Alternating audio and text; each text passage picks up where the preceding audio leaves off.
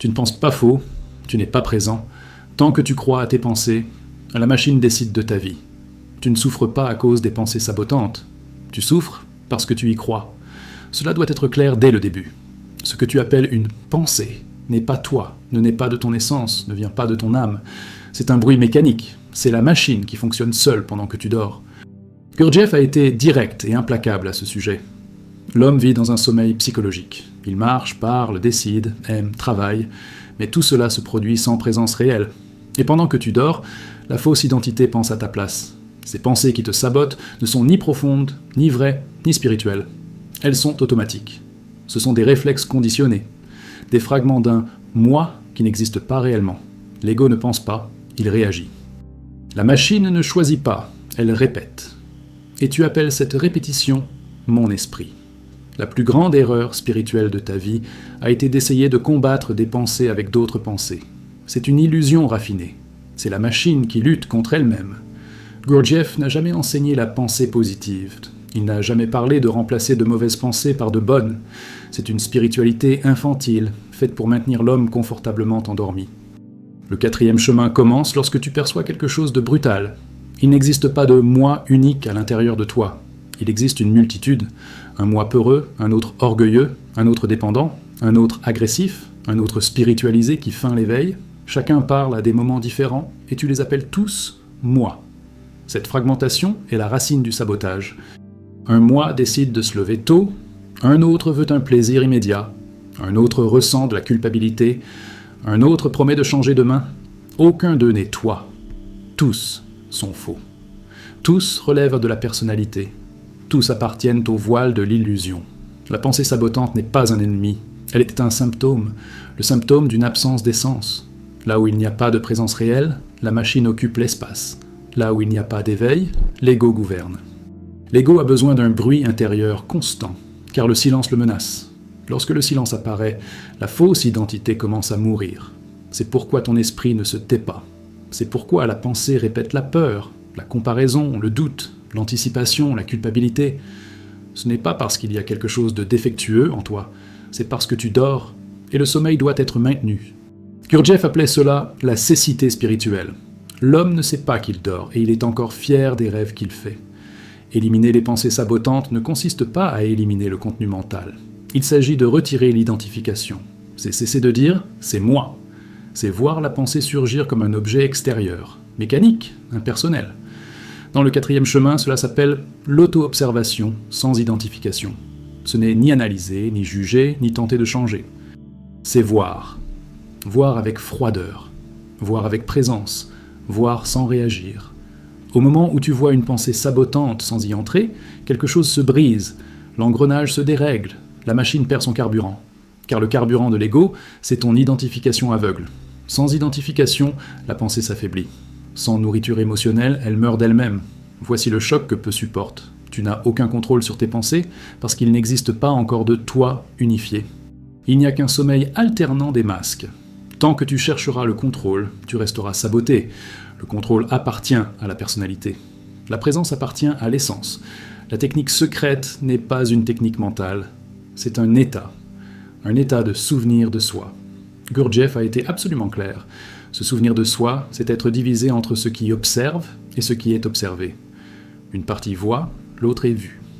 Lorsque cela se produit, la pensée sabotante perd instantanément son autorité. Elle apparaît encore, mais elle ne commande plus. Elle parle, mais personne n'obéit. Elle crie, mais elle ne dirige plus la machine. La spiritualité ordinaire t'a appris à améliorer l'ego. Gurdjieff a exposé cela comme un mensonge confortable. L'ego n'évolue pas, il se déguise. Aujourd'hui, il utilise un langage spirituel. Demain, il utilise la culpabilité. Ensuite, il utilise la victimisation. Toujours pour continuer d'exister. L'éveil réel commence lorsque tu acceptes que tout cela est faux, que ton identité actuelle est construite, que ta personnalité est un personnage automatique créé par le conditionnement, la culture, le traumatisme et la répétition. Cette reconnaissance fait mal, elle désorganise, elle enlève le sol sous tes pieds, mais c'est le seul point à partir duquel le travail réel commence. Les pensées sabotantes sont les gardiennes du sommeil. Elles existent pour te maintenir éloigné de l'essence. Chaque fois que tu y crois, tu renforces la fausse identité.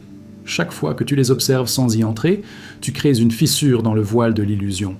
Ce n'est pas du confort, c'est de la friction. Ce n'est pas la paix émotionnelle, c'est une tension consciente. Gurdjieff disait que sans tension, il n'y a pas d'éveil. Trop de relaxation et du sommeil. Le choc conscient est le seul catalyseur. Et maintenant, observe. Quelle pensée tente de réagir à tout cela en toi, en cet instant même? Veut-elle approuver, rejeter, spiritualiser, douter? Voilà. Ne réponds pas, regarde seulement. Et si tu peux voir, qui est-ce qui voit? Si tu penses encore que les pensées sabotantes sont négatives, tu n'as rien compris. Elles ne sont ni négatives ni positives. Elles sont mécaniques. Elles surgissent parce que la machine a besoin de rester en mouvement. Pour Gurdjieff, le plus grand danger n'est pas de mal penser de soi, mais de penser sans présence. La pensée sabotante n'a de pouvoir que lorsque tu es absent. Elle ne te domine pas parce qu'elle est forte, mais parce que tu n'es pas là. Là où l'essence n'habite pas, la fausse identité gouverne, et la fausse identité a besoin de te maintenir petit, confus, divisé, car elle ne survit pas à la clarté. L'ego ne veut pas te détruire, il veut t'utiliser. Il veut continuer à exister à travers toi, en utilisant ton énergie vitale pour soutenir une illusion appelée « moi ». Observe comment la pensée sabotante parle toujours en mode automatique. Elle ne questionne jamais, elle affirme. Elle n'écoute jamais, elle conclut. Elle n'attend jamais, elle anticipe. Ce n'est pas de l'intelligence, c'est un réflexe conditionné. Gurdjieff appelait cela le fonctionnement mécanique de l'homme. L'homme croit qu'il pense, mais il est pensé. La machine pense pour lui. La machine réagit pour lui. La machine décide pour lui. Et malgré cela, il dit encore « J'ai fait, j'ai choisi, je suis comme ça ». C'est le cœur de la cécité spirituelle. L'homme ne voit pas qu'il vit dans un état d'hypnose permanente. Et les pensées sabotantes ne sont que la voix de cette hypnose qui tente de se protéger. Éliminer complètement ces pensées ne signifie pas qu'elles ne réapparaîtront jamais. Cela signifie qu'elles ne trouvent plus d'identification. Elles surgissent, mais n'adhèrent plus. Elles parlent, mais ne convainquent plus. Elles tentent d'attirer, mais ne trouvent plus où s'accrocher. Parce qu'il y a maintenant présence, il y a un observateur, il y a un souvenir de soi. Et cela change tout. À l'instant où tu vois une pensée comme un phénomène extérieur, quelque chose qui se produit en toi mais qui n'est pas toi, l'engrenage perd son adhérence. Le sabotage dépend de la fusion. Sans fusion, il meurt d'inanition. La technique secrète n'est pas secrète parce qu'elle a été cachée. Elle est secrète parce que l'homme ordinaire ne supporte pas de l'appliquer. Elle exige que tu acceptes quelque chose de dévastateur pour l'ego. Tu n'es pas un individu unifié. Tu es une multitude désorganisée, un ensemble de « moi » contradictoires qui se disputent le contrôle de la machine. Chaque pensée sabotante vient de l'un de ces « moi ». Un moi blessé, un moi apeuré, un moi vaniteux, un moi rancunier, un moi qui veut dormir. Tant que tu crois que tous ces moi sont toi, aucune libération n'est possible. Il n'y a que négociation intérieure et auto-illusion spirituelle. Gurdjieff a été brutalement honnête, sans souffrance consciente, il n'y a pas d'éveil. Et la souffrance consciente commence lorsque tu cesses de te justifier intérieurement. Lorsque tu vois la pensée sabotante et que tu ne dis pas « c'est moi, j'ai raison, c'est vrai », tu vois seulement. Et ça fait mal. Ça fait mal parce que l'ego perd son trône. Ça fait mal parce que la fausse identité commence à se dissoudre. La pensée sabotante panique lorsqu'elle ne trouve pas de réponse émotionnelle. Elle insiste, elle se répète, elle augmente le volume. Ce n'est pas une aggravation, c'est la résistance de la machine. C'est le dernier recours du sommeil qui tente de se maintenir. Tu as été entraîné à réagir. Réagir, c'est dormir. Réagir, c'est automatique. Réagir, c'est la machine. La technique du 4e chemin est de ne pas réagir intérieurement. Ne pas discuter, ne pas justifier, ne pas combattre. Observer seulement avec une précision chirurgicale. Cet état crée une tension intérieure spécifique. Ce n'est ni relaxation, ni confort, ni paix émotionnelle bon marché. C'est une présence aiguisée, une attention divisée. Une partie de toi observe la pensée, une autre sent le corps, une autre se souvient de soi. Cette division consciente est le commencement de l'unité réelle. Paradoxalement, tu deviens entier lorsque tu acceptes ta fragmentation. Les pensées sabotantes vivent de récits. Elles racontent des histoires sur le passé et le futur. Culpabilité et peur. Culpabilité pour ce qui a été, peur de ce qui pourrait être. Gurdjieff enseignait que l'homme vit hors du présent, toujours projeté, toujours absent. La pensée sabotante ne parle jamais de l'instant réel. Elle parle d'images. Et tu souffres pour des images. Tu souffres pour des scénarios mentaux qui n'existent pas. Lorsque tu reviens à l'instant présent avec présence, la pensée perd sa substance. Elle ne peut pas survivre dans le réel. Elle a besoin de l'imagination incontrôlée pour exister. La spiritualité ordinaire t'a appris à te comprendre. Gurdjieff a enseigné à te voir. Comprendre est mental. Voir est existentiel. Comprendre ne brise pas l'ego, cela le nourrit. Voir brise, voir démonte, voir expose. Lorsque tu vois une pensée sabotante comme quelque chose de mécanique, répétitif, prévisible, tu perçois quelque chose d'effrayant. Elle n'est pas originale, elle t'est apparue 1000 fois. Elle dit toujours la même chose. Elle mène toujours au même endroit. Et pourtant, tu as cru que c'était toi qui pensais. Ce choc est à la fois libérateur et humiliant. Il humilie l'ego, il libère l'essence. Éliminer complètement le sabotage ne consiste pas à devenir quelqu'un de meilleur. C'est cesser d'être faux. C'est laisser mourir l'identité construite. Cela fait peur parce que l'ego se confond avec la survie. Il dit « si je meurs, tu meurs ». C'est un mensonge. Ce qui meurt, c'est le personnage. Ce qui émerge est quelque chose de silencieux, de simple, de présent. L'essence ne parle pas trop. L'essence ne sabote pas. L'essence agit quand c'est nécessaire et se tait quand ça ne l'aide pas. Mais pour qu'elle apparaisse, le bruit doit perdre son autorité. Observe comment la pensée sabotante tente toujours de te définir. Tu es comme ça, tu ne changes jamais. Ce n'est pas pour toi. La définition est une prison. Gurdjieff a été clair, l'homme n'a pas d'être, il a des états. Lorsque tu acceptes une définition intérieure, tu scelles un état comme une identité. C'est un sommeil profond. La technique secrète est de ne jamais accepter de définition intérieure. Ne jamais dire « je suis », dire seulement « cela passe en moi ». Ce changement de langage intérieur n'est pas esthétique, il est structurel. Il déplace l'axe de la conscience. L'ego déteste lorsque tu ne réagis pas. Il préfère même une réaction négative au silence conscient. Car dans le silence, il commence à disparaître. Et c'est pourquoi les pensées sabotantes augmentent lorsque tu commences à t'observer réellement. Ce n'est pas un échec. C'est le signe que quelque chose fonctionne. La machine perçoit une menace. Elle tente de reprendre le contrôle. Si tu traverses ce moment sans retourner à l'identification, quelque chose d'irréversible se produit. Un espace s'ouvre. Un intervalle entre la pensée et la réponse. Dans cet intervalle naît la liberté réelle. Gurdjieff n'a pas promis le bonheur, il a promis l'éveil. Et l'éveil n'est pas confortable, c'est la désillusion. C'est voir que presque tout ce que tu appelais « moi » était automatique. C'est réaliser que tes décisions les plus importantes ont été prises dans le sommeil. C'est accepter que ta vie a été dirigée par des pensées qui n'étaient pas conscientes. Cette reconnaissance n'est pas là pour te détruire, mais pour te rendre à toi-même. Mais seulement si tu cesses de fuir l'observation brute. Les pensées sabotantes se nourrissent aussi d'émotions négatives. Auto-apitoiement, culpabilité, colère intérieure. Ces émotions drainent l'énergie. Gurdjieff disait que l'homme gaspille son énergie en permanence. Et sans énergie, aucune conscience n'est possible. Chaque fois que tu entres émotionnellement dans une pensée sabotante, tu perds du carburant pour l'éveil. La technique secrète est aussi une économie d'énergie. Ne pas gaspiller d'énergie en réagissant intérieurement. Conserver, accumuler, orienter vers la présence. Tu n'élimines pas le sabotage en t'identifiant comme quelqu'un qui travaille sur lui-même. Cela devient un autre ego, un autre personnage. L'ego spirituel est le plus dangereux. Il se sent supérieur, conscient, spécial. Gurdjieff a mis en garde contre cela avec sévérité. Le travail réel est silencieux, invisible, sans récit intérieur de progrès, juste une observation continue et impersonnelle. La pensée sabotante tente même de transformer le travail intérieur en identité. Si tu le vois, tu as déjà un pas d'avance sur la machine. L'essence ne discute pas avec les pensées. Elle n'en a pas besoin. Elle voit. L'ego discute parce qu'il veut gagner. L'essence observe parce qu'elle veut s'éveiller. Cette différence change tout. Lorsque tu commences à sentir la différence entre observer et réagir, tu réalises que le sabotage n'a aucune intelligence propre. C'est un magnétophone défectueux. Toujours la même bande, toujours la même peur, toujours la même histoire. Le choc, c'est de réaliser que tu y as cru pendant des années. Le sommeil psychologique ne prend pas fin d'un coup. Il se fissure, il échoue, il perd sa consistance. Chaque moment d'observation sans identification affaiblit la machine. Chaque moment de souvenir de soi renforce l'essence.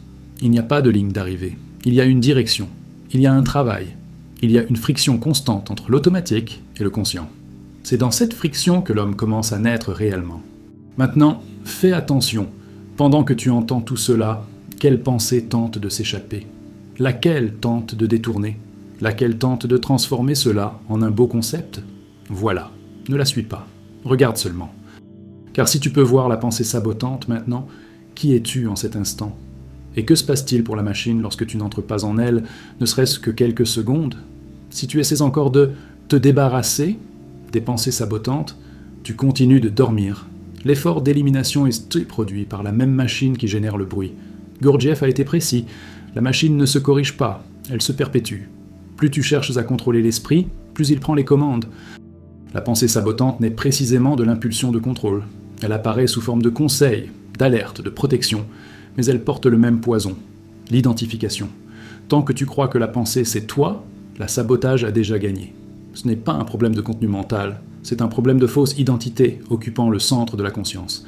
L'homme ordinaire croit qu'il pense parce qu'il ne perçoit pas la succession des états. Un moi apparaît, parle, disparaît, et un autre prend le relais. Chacun laisse des traces émotionnelles, peur, culpabilité, anxiété, arrogance.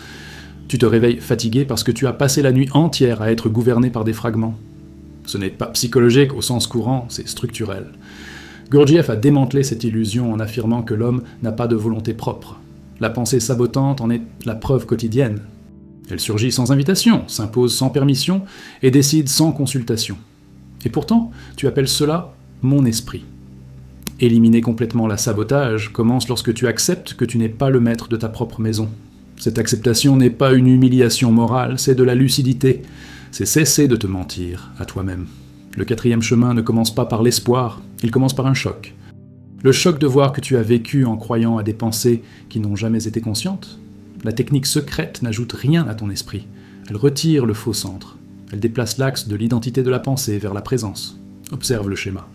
La pensée sabotante cherche toujours à anticiper. Elle vit dans le « et si ?» Et si ça tournait mal? Et si tu échouais? Et si tu n'étais pas à la hauteur?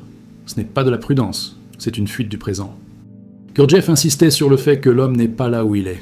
Il vit projeté. La pensée sabotante a besoin de cette projection pour survivre. Dans l'instant présent, elle s'affaiblit. Dans l'instant présent, elle perd ses arguments. C'est pourquoi la technique exige une présence corporelle simultanée à l'observation mentale. Ce n'est pas du mysticisme, c'est un ancrage de la conscience dans le réel. La machine déteste le corps conscient. Elle préfère le corps automatique. Lorsque tu ressens le poids du corps, la respiration, la tension musculaire, quelque chose change. La pensée ne peut plus dominer seule. Elle rencontre une résistance silencieuse. Cette résistance ne discute pas. Elle soutient. Et soutenir la présence est précisément ce que l'homme n'a pas été entraîné à faire. Il a été entraîné à réagir, à se distraire, à se perdre dans des récits intérieurs. La pensée sabotante n'est que le symptôme le plus bruyant de cet entraînement. Gurdjieff n'a pas offert des techniques de confort parce que le confort maintient le sommeil. Il a offert du travail. Un travail intérieur continu. La technique secrète est un travail parce qu'elle exige un effort à contre-courant. Le courant, c'est l'automatisme. À chaque pensée sabotante observée sans identification, tu nages à contre-courant. C'est fatigant, désorganisant, frustrant pour l'ego. Et c'est précisément pour cela que cela fonctionne.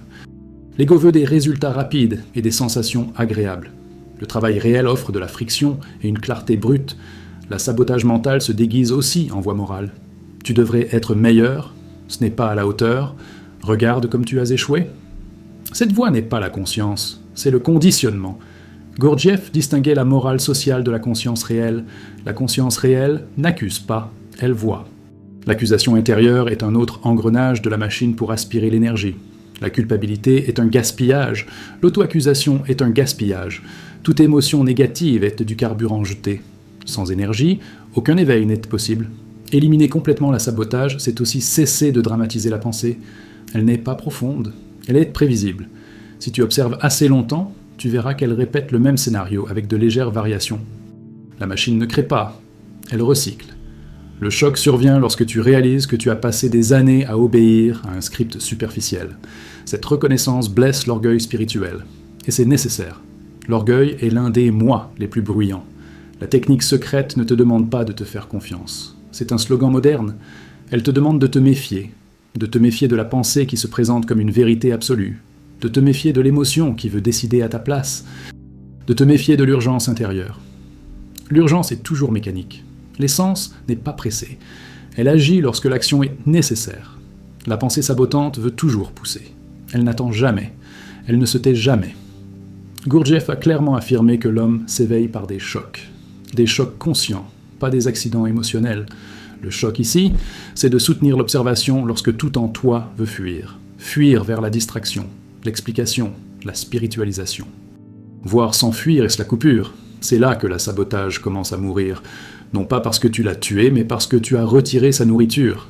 L'identification est la nourriture. Sans identification, la pensée se dissout. La fausse identité est construite de mémoire, d'habitudes et de réactions. Elle a besoin de la pensée sabotante pour rester cohérente. Sans elle, l'identité se fissure. C'est pourquoi la peur apparaît lorsque tu commences à observer réellement. Peur de perdre le contrôle, peur de se désorganiser, peur de n'être rien. Cette peur est la porte. Derrière elle, il n'y a pas un vide destructeur, il y a de l'espace. De l'espace pour quelque chose qui n'a pas besoin de narration pour exister. La spiritualité ordinaire tente de remplir le vide avec du sens. Le 4e chemin laisse le vide travailler. Ce vide n'est pas une dépression, c'est un silence fertile. En lui, la pensée sabotante ne peut pas se fixer. Elle a besoin de bruit. Elle a besoin d'histoire. Lorsque tu demeures dans le vide conscient, même par instant, quelque chose se réorganise sans effort. Ce n'est pas un miracle, c'est de la mécanique appliquée à l'éveil. L'homme dort parce qu'il vit identifié au rôle, au nom, à l'histoire personnelle. La pensée sabotante renforce cette histoire en permanence. Elle rappelle les échecs, anticipe les humiliations, construit des personnages. La technique secrète est d'interrompre la narration. Ne pas continuer l'histoire, ne pas compléter la phrase intérieure, laisser la pensée mourir inachevée. Cela crée une rupture réelle dans le flux automatique. Gurdjieff a averti que le travail est facile à abandonner et difficile à maintenir. La sabotage augmente lorsque tu avances parce que la machine perçoit une menace réelle. Elle ne réagit pas lorsque tu joues à l'autoconnaissance. Elle réagit lorsque tu observes vraiment. Si la sabotage s'est intensifié, ce n'est pas un signe d'erreur. C'est un signe de proximité. La question est, vas-tu reculer ou soutenir ? Éliminer complètement les pensées sabotantes n'est pas une victoire émotionnelle. C'est un changement d'axe. Tu cesses de vivre à partir de la pensée et tu commences à vivre à partir de la présence. La pensée continue d'exister, mais elle perd le trône. Elle devient un outil, non plus un maître. Cette inversion est le noyau du 4e chemin. Sans elle, tout effort devient une fantaisie spirituelle. Observe maintenant avec une honnêteté brutale. Quelle pensée tente de s'approprier ce travail et de le transformer en identité spirituelle ? Laquelle tente de dire « maintenant je sais, maintenant j'ai compris » ? Vois celle-là aussi. N'épargne aucun, moi. La technique secrète ne fait pas d'exception. Elle expose tout, y compris le désir de s'éveiller. Et si tu soutiens cette observation encore quelques minutes, sans réagir, sans conclure, sans fuir, que commence-t-il à se passer avec le bruit intérieur ? Qui demeure lorsque la pensée ne trouve plus où s'accrocher ? Et qu'est-ce qui change lorsque tu réalises que tu peux voir la sabotage sans être emporté par elle ? Si tu attends encore que la pensée sabotante disparaisse par obéissance, tu restes hypnotisé. Elle n'obéit pas parce qu'elle ne reconnaît aucune autorité consciente. Elle ne reconnaît que l'absence. Là où il n'y a pas de souvenir de soi, la machine prend le trône. Gurdjieff ne parlait pas de contrôler l'esprit, il parlait de se réveiller du sommeil, et se réveiller n'est pas gagner du pouvoir, c'est perdre des illusions. L'illusion principale est celle-ci, croire que la pensée t'appartient. Elle ne t'appartient pas, elle te traverse pendant que tu dors. Et plus tu dors, plus elle décide. La technique secrète commence lorsque tu cesses de négocier avec ce qui ne t'a jamais écouté. Observe comment le sabotage surgit toujours lorsque quelque chose de réel menace de naître. Un geste de présence, une décision simple, un silence honnête. La machine sent le danger et envoie des pensées comme des sentinelles du sommeil. Doute, procrastination, dévalorisation. Ce ne sont pas des messages, ce sont des alarmes de la fausse identité disant « retourne à l'automatique ». Lorsque tu comprends cela, ta posture change. On ne discute pas avec une alarme, on se réveille.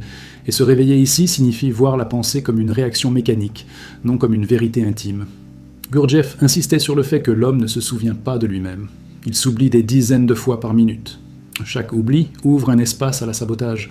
La technique secrète n'est pas continue parce que l'homme n'est pas continu. Elle se produit par choc. De brefs instants où tu te vois en train de voir. Ces instants paraissent petits, mais ils sont explosifs. Une seconde de souvenir de soi vaut plus que des heures de pensée positive. Parce que, dans cette seconde, la fausse identité perd le centre. Et sans centre, elle se désorganise. La sabotage mental se déguise aussi en authenticité. Je suis comme ça, c'est mon caractère. Gurdjieff a démantelé ce mensonge en montrant que l'homme change de moi comme de vêtements. L'authenticité sans présence n'est qu'une habitude cristallisée. La pensée sabotante adore ce masque parce qu'il paralyse tout travail réel. Si tu te définis, tu te fermes, la technique secrète exige quelque chose de plus dur. Suspendre les définitions intérieures. Ne pas s'expliquer, ne pas conclure. Rester ouvert et attentif. Lorsque tu commences à observer réellement, une fatigue étrange apparaît. Ce n'est pas une fatigue physique, c'est la résistance de l'ego. Il ne supporte pas de ne pas être pris au sérieux. La pensée sabotante tente alors de créer une urgence émotionnelle. Ça ne fonctionne pas. Tu perds ton temps. Cette précipitation est la signature du sommeil. L'éveil réel ne court pas. Il approfondit. Si tu supportes la lenteur consciente, la sabotage perd son rythme. Elle vit d'accélération et de bruit. La technique secrète exige aussi le courage de voir sa propre lâcheté. Non pas morale, mais existentielle.